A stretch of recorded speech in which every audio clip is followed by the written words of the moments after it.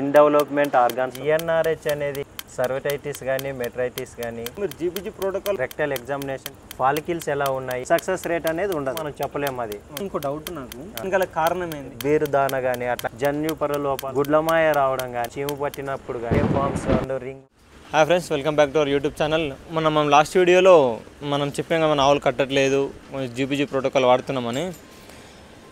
మన ఆవులకు మన కట్టట్లేదు అంటే ఏదో ఉత్తని నేను చెప్పట్లేదు, నాకున్న అనుభవం ప్రతిదీ ట్రై చేసిన వాటికి అసలు యాక్చువల్ లోకల్ డాక్టర్స్ కూడా ట్రై చేశారు. నిన్న బయట నుంచి డాక్టర్ని పిలిపిస్తే ఆయన చెక్ చేసి ఏం చెప్పినంటే, కొన్నిటికి ఓవరీ సైజులు అనేవి డిఫరెంట్ అయిపోయినాయి, ఓవరీ మీద ఫ్యాట్ రావడం కానీ కొన్ని చేంజెస్ అనేవి జరిగినాయి లోపల, అందుకే కట్టట్లేదు. వాటి మనం పూర్తి డీటెయిల్స్ డాక్టర్ని అడిగి చెప్తా అని చెప్పినా కదా. మనం డాక్టర్తో మాట్లాడడం జరిగింది. ఆయన కొంచెం వీడియో ముంగలు రావడానికి ఆయన కొద్దిగా ఇంట్రెస్ట్ లేదు, మా ఓవర్ వాయిస్ ఇచ్చింది అన్నిటికీ. మనం ఇంకోటి మనం ఫీడ్ వల్ల వచ్చే ప్రాబ్లమ్స్, డివారింగ్ వల్ల వచ్చే ప్రాబ్లమ్స్, ఎప్పుడు ఉపయోగాలు, దానివల్ల నష్టాలు కూడా మనం తెలుసుకోవాలి. కాబట్టి ఇవన్నీ డిస్కస్ చేయడం జరిగింది. వీడియో ఎండ్ వరకు చూడండి, మిస్ కాకుండా. ఇంకోటన్నా వీడియో నచ్చినట్టయితే, టాపిక్ ఏమాత్రం నచ్చితే మీ అభిప్రాయం కింద కామెంట్ చేయండి, వీడియో షేర్ చేయండి, సబ్స్క్రైబ్ చేసుకోవడం మాత్రం మర్చిపోకండి. ఇంకోటి, నేను ఎంతసేపు వీడియోలు తీయడానికి గల కారణం, మొన్న అన్న ఇంకోటి కొన్ని నెగిటివ్ మైండ్ అని కొంచెం కామెంట్లు వేసారు. ముఖ్యంగా నేను చెప్పిన వినకుండా, అంటే నేను యాక్చువల్గా నష్టపోదని ఉద్దేశంతో తీస్తా, చెప్పిన వినకుండా డైరీలు పెట్టి లాస్ అయిన వాళ్ళు ఉన్నారు. ఆ నష్టం ఎవరికి రావద్దనే నేను చెప్తున్నా. ప్రస్తుతం ఉన్న రోజుల్లో డైరీ ఫామ్లో అన్న మీరు కామెంట్ చేసేవాళ్ళు ఎవరైతే మీకు అనుభవం ఉండొచ్చు, ఎన్ని ఇయర్స్ ఉండి మీరు ఆ ఫీల్డ్లో ఎవరు, మీరు ఎప్పుడు ప్రాఫిట్ తీస్తారు అనేది మీకు ఐడియా ఉండొచ్చు. ఇప్పుడున్న సిచ్యువేషన్లో డైరీ పెట్టుళ్ళు లాభాలు చూస్తారా? ఇది ఒకసారి అర్థం చేసుకోండి. మీరు కామెంట్ చేసే ముందు ఒకసారి అర్థం చేసుకొని ఆలోచించండి. ఎంతసేపు నాకు ఏదో నెగిటివ్ డైరీ పెట్టొద్దని నా ఉద్దేశం కాదు, పెడితే అన్ని ఆశ చూసి పాల రేటు కానీ మనం చేసుకునే మన కెపాసిటీ ఉండాలి, పని చేసుకునేంత కెపాసిటీని డైరీలు పెట్టుకుంటే బాగుంటుంది. మీరు ఎంతసేపు పక్కన చూసి పెట్టడము, యూట్యూబ్ ప్రభావం వల్ల డైరీలు పెట్టడము, ఇవన్నీ ఎవరికి నష్టం అవుతాయి? నువ్వు మంచిగా ఉంటావు, నేను మంచిగా ఉంటా, పెట్టేవాళ్ళు నష్టపోతారు. ఇది అర్థం చేసుకోండి ఫస్ట్ ఆఫ్ ఆల్. ఇది మాత్రం మిస్ కాకుండా వీడియో ఎండ్ వరకు ఖచ్చితంగా చూడండి, ఖచ్చితంగా ప్రతి ఒక్కరికి ఉపయోగపడుతుందని నా ఉద్దేశం. ఈ జీపీజీ ప్రోటోకాల్ అనే కాదు, పక్కా ప్రతి ఒక్క రైతుకు 100% ఉపయోగపడుతుంది. ఫుల్ వీడియో చూడండి, మీకే అర్థమైపోతుంది. సరే, వీడియోలోకి వెళ్ళిపోయి. నమస్తే అన్న. నమస్తే అండి. హాయ్ అండి, నా పేరు కిషోర్ వర్మ అండి.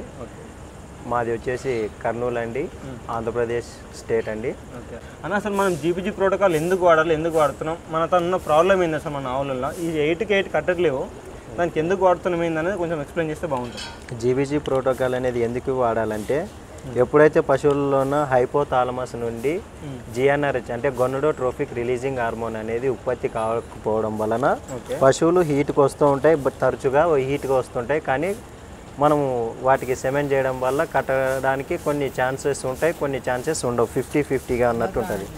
సో ఆ గొనడోట్రోఫిక్ రిలీజింగ్ హార్మోన్ని మనము ఇవ్వడం వల్ల ఏమవుతుందంటే, లోపల ఉన్న గర్భాశయం లోపల ఉన్న ఎటువంటి ఇన్ఫెక్షన్స్ అయినా కానీ, లేదంటే ఇన్ డెవలప్మెంట్ ఆర్గాన్స్ ఉండడం వల్ల కానీ, అండ్ ఇన్ఫెర్టిలిటీకి రాకుండా ఉండే పశువులలో కూడా ఈ జిఎన్ఆర్హెచ్ అనేది ముఖ్య పాత్ర వహిస్తుంది అనమాట. దానివల్ల ఏంటి లాభాలంటే, పశువులలో ఉండే కొన్ని రకాల డిసీజులు అనేవి ఉంటాయి అన్నమాట. లైక్ సర్వటైటిస్ కానీ, మెట్రైటిస్ కానీ, లేదా కొన్ని ఇన్డెవలప్డ్ ఆర్గాన్స్ అంటే ఫీమేల్ జెంటిల్ సిస్టంలో కొన్ని ఇన్డెవలప్డ్ ఆర్గాన్స్ ఉంటాయి అన్నమాట. వాటిని ఎదుగుదలకు ప్రోత్సాహం చూపిస్తుంది అనమాట. ఇంకోటి, మన ఫామ్లో మీరు జీపీజీ ప్రోటోకాల్ వాడిన కట్టని అనే స్టేజ్లో ఉన్నాయి కూడా కొన్ని చెప్పారు కదా, వాటికి ఉన్న ప్రాబ్లం ఏందన్న? వాటికి మనం ఎప్పుడైతే పశువుని రెక్టల్ ఎగ్జామినేషన్ చేయడం ద్వారా లోపల ఫీమేల్ జెంటిల్ సిస్టమ్ ఎలా ఉంది అనేది అబ్జర్వేషన్ అనేది వస్తుంది. అది ఏ స్థాయిలో ఉంది, ఎటువంటి ఆర్గాన్స్ని కలిగి ఉంది అనేది మనకు రెక్టల్ ఎగ్జామినేషన్ ద్వారా తెలుసుకోవచ్చు అనమాట. మనం రెక్టల్ ఎగ్జామినేషన్ చేసినప్పుడు ఏంటంటే, వాటికి ఫాలికిల్స్ ఎలా ఉన్నాయి, వాటిది బాడీ ఆఫ్ ద యూట్రస్ ఎలా ఉంది, ఇంకోటి ఓవరీస్ ఎలా ఉన్నాయి, అవి ఏ సైజులో ఉన్నాయి అనేది తెలుస్తుంది అనమాట. ఒకవేళ స్మూత్ ఓవరియా, హార్డ్ ఓవరియా, లేదా దానిపైన ఫ్యాటీగా ఏమైనా ఉందా. కొన్ని పట్టుకోవడం నార్మల్ ఓవరీస్ అయితే స్మూత్గా ఉంటాయి, టైంకి ఎదకొస్తాయి అనమాట. కొన్ని హార్డ్గా మరియు దానిపైన ఎప్పుడైతే కొవ్వు కణాలు పేరుకుపోయడం వల్ల ఏమవుతుందంటే, అది ఆకారం ఓవరీ ఆకారం నుంచి వేరే ఆకారంలోకి చేంజ్ అవుతుంది అనమాట. ఓకే. ఆ ఆకారంలోకి చేంజ్ అయినప్పుడు ఏమవుతుందంటే పశువులు తరచుగా హీట్కైనా వస్తుంటాయి కానీ సెమెన్ చేసినప్పుడు సక్సెస్ రేట్ అనేది ఉండదు. ఓకే.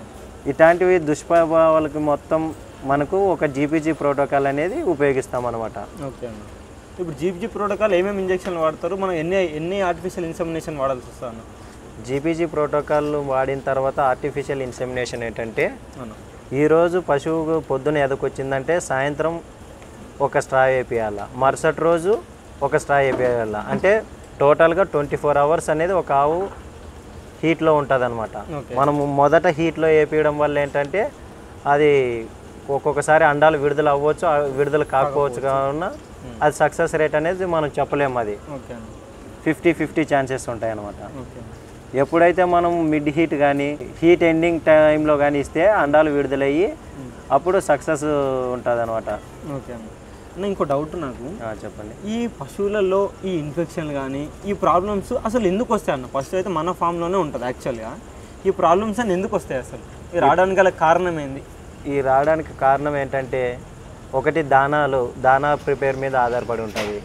ఫార్మర్స్ తక్కువ మోతాదులో ఇవ్వకుండా ఎక్కువ మోతాదులో ఇవ్వడము. లైక్ ఇప్పుడు ఏంటంటే తక్కువ ధరకు దొరికేంటి బీరు దానా కానీ అట్లాంటివి ఉంటాయి కదా. అట్లాంటివి పశువు తిన్నప్పుడు మాత్రం ఎట్లుంటుంది, బాడీకి బల్క్ వస్తుంది అనమాట. కానీ ఫీమేల్ జెంటిల్ సిస్టమ్ పైన కొంచెం దుష్ప్రభావాలని చూపిస్తుంది అనమాట. అలాంటి ఫీడ్ వల్ల అయినా కావచ్చు. ఇంకోటి ఏంటంటే జెనెటిక్ ప్రాబ్లం అయినా ఉండొచ్చు, జన్యుపర లోపాలు అంటాం కదా, అట్లాంటివైనా ఉండొచ్చు. లేదా గుడ్లమాయ రావడం కానీ, లేదా ఈ పశువు ఈనినప్పుడు ప్లాజెంటోమ్స్ అనేవి లోపల అలాగే ఉండిపోవడం కానీ, మాయపొరలు అవి అలానే లోపల ఉండిపోవడం కానీ, లేదంటే పయోమెట్రా అంటే గర్భాశయం మొత్తం చీము పట్టినప్పుడు కానీ, గర్భాశయ వాపు ఉన్నప్పుడు కానీ ఇలాంటి సమస్యలు ఎదుర్కొంటాం అనమాట. నెక్స్ట్ హీట్కి వస్తుందా రాదనేది మనకు ఖచ్చితంగా చెప్పలేము అనమాట. ఓకే. ఇంకోటి మనం పచ్చి మేతలు అంటే ఈ వర్షాకాలంలో కూడా కొన్ని కీటకాలు సొప్పలపై ఉండడం కానీ, అవి ఎక్స్లే చేయడం కానీ, వీటి వల్ల మనం ఏమేమి ప్రాబ్లమ్స్ వస్తాయన్న? వీటి వల్ల ఏంటంటే బాడీలోనే ఎప్పుడైతే tape worms and ring worms అనేది ఎక్కువ అవుతుంది అనమాట. ఓకే అన్న. అంటే నులి పురుగులు, బద్దె పురుగులు, సిస్టోడ్స్, నెమటోడ్స్ అనేవి కొన్ని పారాసైట్స్ అని ఉంటాయి అనమాట. అంతరపరాన్న జీవులు. వీటి వలన పశువులకి కొన్ని రకాల ఇబ్బందులు కలుగుతుంటాయి అనమాట. వాటికి మనము ఏం చేయాలంటే సరైన సమయానికి డీవార్మింగ్ అనేది చేసుకోవాలి ముందుగా, ప్రివెంటివ్ కేర్.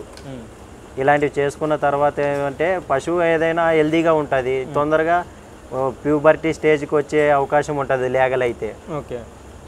ఇంకో డివార్మింగ్ అన్నారు కాబట్టి, డివార్మింగ్ చాలామంది చెప్పిరా అని చెప్పి 2 నెలలకు, నెల 15 రోజులకు ఇలా మనం ఎక్కువ డోసులు తొందరగా వాడితే అయ్యే ప్రాబ్లమ్స్ ఏంటి అది చెప్పండి. తొందరగా ఇప్పుడు డివార్మింగ్ ఇప్పుడు ఈరోజు 10 రోజులకు చేసినాడు, నెక్స్ట్ వచ్చే 10 రోజులకు చేసాడంటే కొన్ని డోసేజ్ ఎక్కువ ఉంటాయి అన్నమాట. ఆ డోసేజ్ ఏంది, బాడీలో ఎంత పర్సెంటేజ్ తీసుకోవాలో అంతే తీసుకోవాలి. అంతకంటే ఎక్కువ మోతాదు తీసుకున్నప్పుడు ఏమవుతుందంటే కొన్ని లివర్ ఫంక్షన్స్కి అడ్డు ఏర్పడతాయి అనమాట. అంటే బైల్ పిగ్మెంట్స్ ఆగిపోవడము, బైల్ రూబిన్ అనే పిగ్మెంట్స్ ఆగిపోవడము, లేదంటే జీర్ణక్రియలకు కావాల్సిన కొన్ని రసాలు ఉంటాయి, ఎంజైమ్స్ అండ్ హార్మోన్స్, ఇవన్నీ దెబ్బతింటాయి అనమాట. ఓకే. అంటే ఇప్పుడు మనకు బఫెల్లోస్ అంటే మిల్కింగ్ ఉన్న వాడికి ఎన్ని రోజులకు ఒకసారి చేయాలి, ప్రెగ్నెంట్ అంటే డివార్మింగ్ చేయాలా వద్దా, మళ్ళీ హీఫర్స్కి ఎన్ని రోజులకు చేయాలి, మన పుట్టిన దూడలకి ఎప్పుడెప్పుడు చేయాలన్న? పుట్టిన దూడలకి మ్యాక్సిమం 5 to 6 daysలోనే మనం పైపర్జిన్ అనే డ్రగ్ వస్తుందండి. మనము పైపర్జిన్ అనే దాన్ని మనం తాపించుకోవడం వల్ల మనకు కొంచెం మేరత పరన్న జీవుల నుంచి ఫలితం అనేది ఉంటుంది. ఇంకోటి హీఫర్స్కి ఏంటంటే ఎప్పుడైతే మనము ఇది కాఫ్ స్టేజ్ నుంచి హీఫర్ స్టేజ్లోకి వెళ్ళిపోయిందంటే అప్పుడు మనము సజెస్ట్ చేసేసుకోవాల్సింది వచ్చేసి ఫెన్బెండాజోల్ కానీ, ఐవర్మెక్టిన్ ప్లస్ క్లోజెంటాల్ అనే ఒకటి ఉంటుంది డ్రగ్, అలాంటివి సజెస్ట్ చేసుకోవాలి మనం. ఈ డైరెక్ట్ అల్బెండాజోల్ అట్లాంటివి పోకూడదు. ఎందుకంటే పశువులు బయట మేతకు వెళ్ళినప్పుడు అంటే సహజ సంపర్కం జరిగిండొచ్చు, మనకు తెలియదు. కాబట్టి మనము అల్బెండాజోల్ అనేది కొంచెం డ్రగ్ హెవీ కాబట్టి వాటిని ఇవ్వడం వల్ల అబార్షన్స్ అయ్యే ఛాన్స్ ఉంటుంది. మనం ఎప్పుడైనా కూడా ఫెన్బెండాజోల్ అనేది చూస్ చేసుకోవాలి. ఓకే అండి. వీడియో లాంగ్ వెళ్తుంది, అన్నడికి బాగా ఇబ్బంది పెట్టినట్టు అయిపోతుంది. మనం నెక్స్ట్ వీడియోలో కలుద్దాం. ఇంకా చాలా విషయాలని అడిగేటివి. థ్యాంక్ యూ అన్న, మీ సమయాన్ని మాకు ఇచ్చినందుకు కృతజ్ఞతలు. వెల్కమ్ అండి. నచ్చితే మాత్రం సబ్స్క్రైబ్ చేసుకోవడం, షేర్ చేయడం, కామెంట్ చేయడం మాత్రం మర్చిపోకండి, మనకు ఉపయోగపడుతుంది. Thanks for watching guys.